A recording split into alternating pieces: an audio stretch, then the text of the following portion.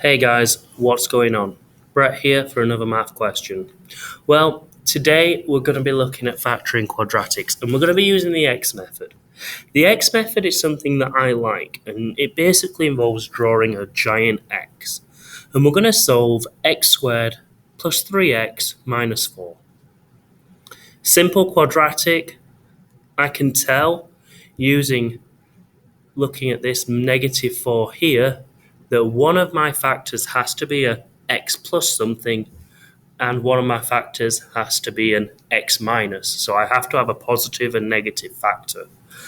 If this sign here was not a negative and it was a plus instead, it would mean that both of my factors would either be positive or be negative. So anyway, we're going to get away with it and we're going to solve or factor this quadratic here, x squared plus 3x minus 4. First thing we need to do is we need to fill in any invisible ones, and an x on its own always has an invisible 1. So now we've got 1x squared plus 3x minus 4. And we're going to draw the x. I've drawn my x here, and I've got a times in the top because I multiply to get that number, and I add and subtract to get that number, and when we fill in the bottom part of it. In the top, we put the first times the last term. So in this case, it's 1 multiplied by negative 4. And yes, I know we're multiplying by 1, but it is important, as you will see in the next question. 1 multiplied by negative 4 is negative 4. And now I'm going to look for my factor pairs that multiply together to make negative 4. Now my factor pairs are going to be 4 and negative 1, negative 4 and 1, and 2 and negative 2. They're all the numbers that can multiply together, or all the whole numbers that can multiply together to make negative 4. And I'm going to fill in the bottom part now. And the bottom part I get from the middle of my quadratic here, the plus 3. It's the coefficient of the ordinary x. And I look through my factor pairs to see if I can get positive 3 as an answer. Well, 4 take away 1 is positive 3. So I'm going to put them in either side. And here I could write down x plus 4 or x minus 1, because if we do the full part of the x method, we end up getting 4 and negative 1, because the next part of the x method is to divide by the coefficient of x squared, the first number.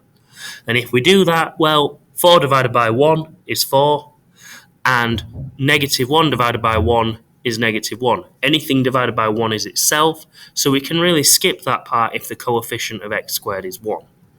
Together we get our answer, x plus 4 and x minus 1. Now we're going to look at a different question where the coefficient of x squared is not 1 like it was before, but it is absolutely the same method. We draw our x, first number times last number, so in this case it's 3 times 10. 3 times 10 is, of course, 30. We look for our factor pairs of 30.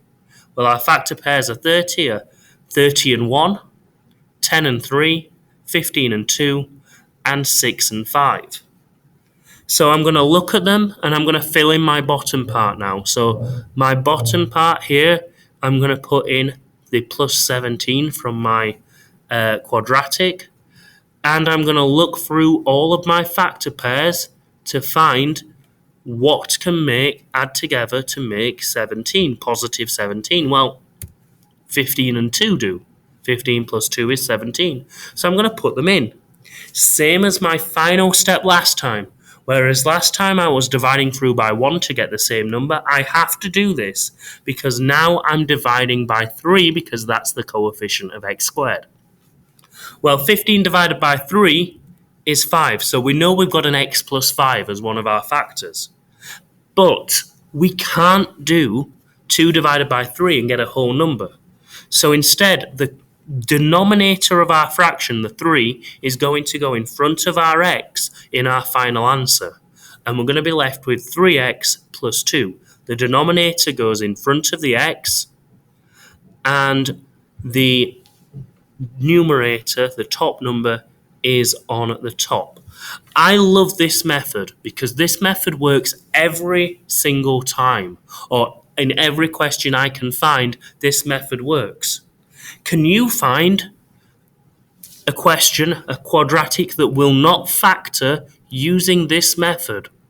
If you do, leave it in the comments below. Don't forget to like, comment, and subscribe. Have a great day, guys. Mr. Brett, over and out.